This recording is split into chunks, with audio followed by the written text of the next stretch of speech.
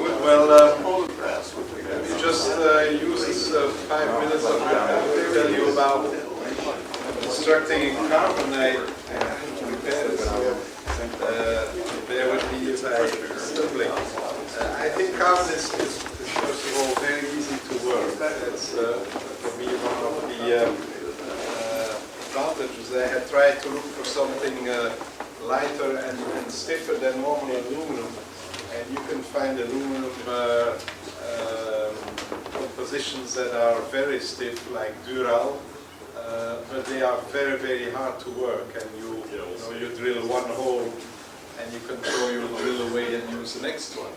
So I met this guy who knew a source in Paris, and I phoned those people, and I had a few plates sent over to me. It is expensive if you start calculating the price per kilo, then I think it's something almost like gold.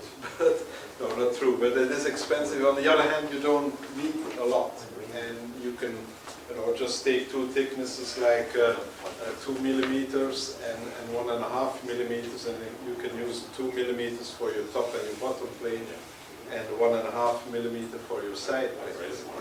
Okay, you can cut it easily, either in, I have even cut it on a big saw with diamond tooth, but then you lose a lot of cutting with. The easiest way I really found is with a little, how do you call that, a disc on a Dremel tool. Make the investment for the diamond disc. It's a little bit more expensive, I think in Belgium it's something like $10 or so for one disc, but I've used the same one the last 5 or 6 years. They don't wear out, so that is, and it gives you a very clean cut.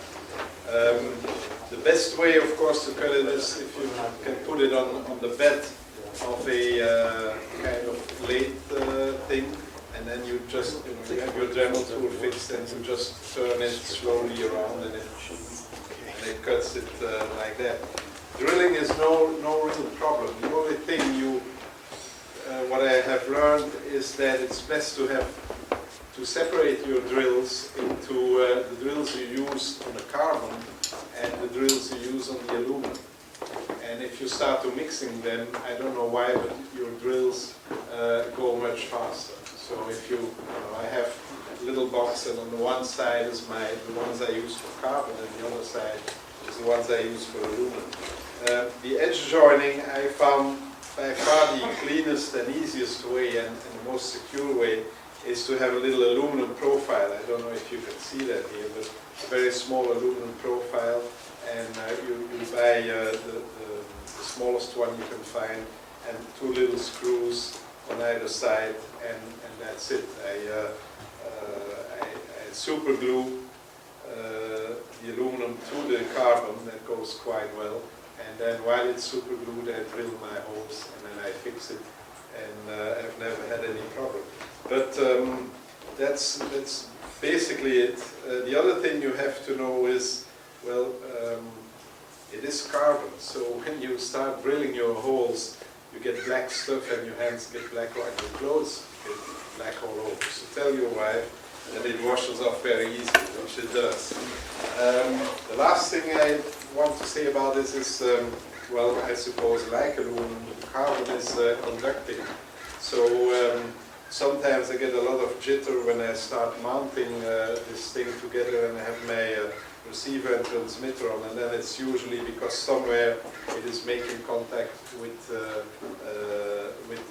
carbon. Like if I have those small transmitters, they are only, there's no case around it anymore, just a shrink wrap. And if one of your wires punches a little hole through the shrink wrap, then in the beginning I looked a long time where is the contact coming from, but it was from there. So I suppose you don't have that problem when you build in wood or plastic, but that is one other thing to look at. So I guess that's basically it. If you have any more questions, yes? I have 2 questions. Why build your rig out of carbon? And where, if you want to build it out of carbon, where can you buy, does it come in sheets or? Yeah.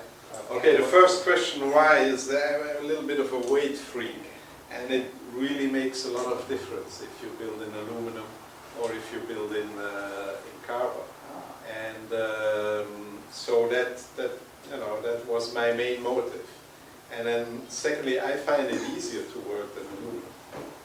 And so that's I'm basically a lazy guy, and that was it. And of course, you know, it's a little bit more aluminum. You can find scrap and so on.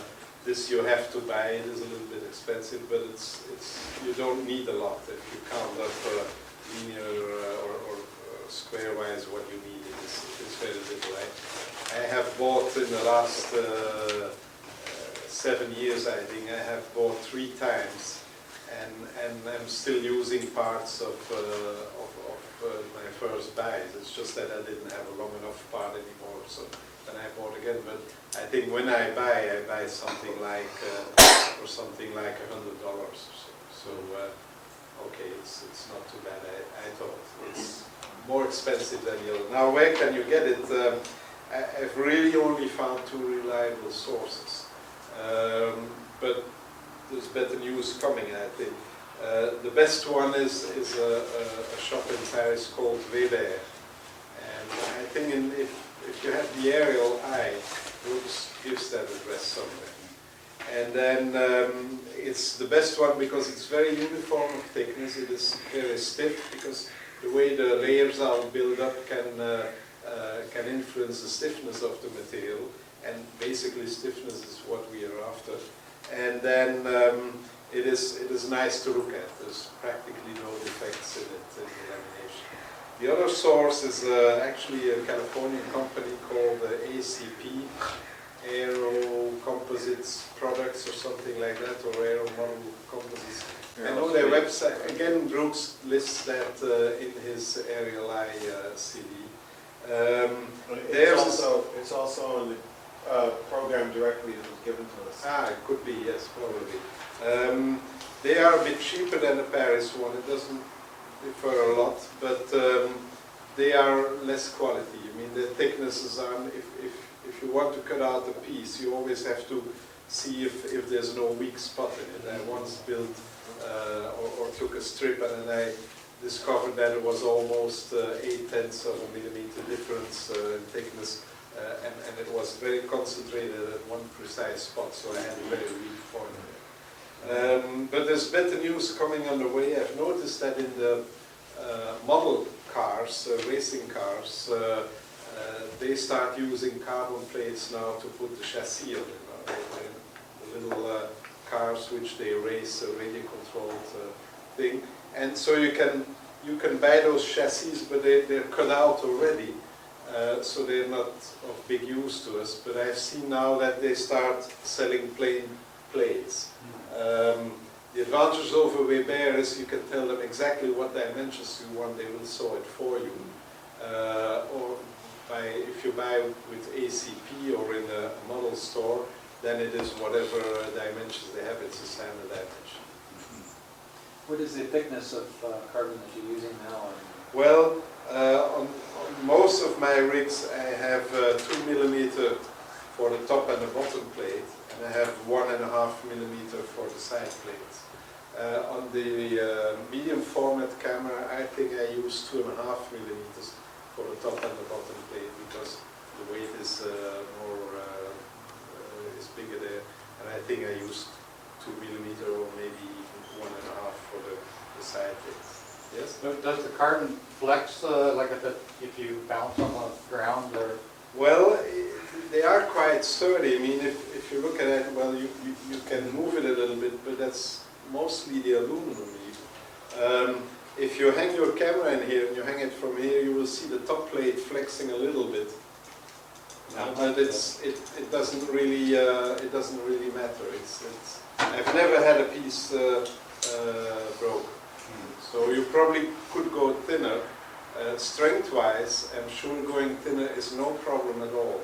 But the flexing becomes a problem because then your 2 axes aren't in line anymore, and you start to wriggle a bit. Also, the last rig I board is sometimes you have some warping in it, and so your rig is a little bit askew, but if you build it that way, then you've compensated for it in the direction of your axis.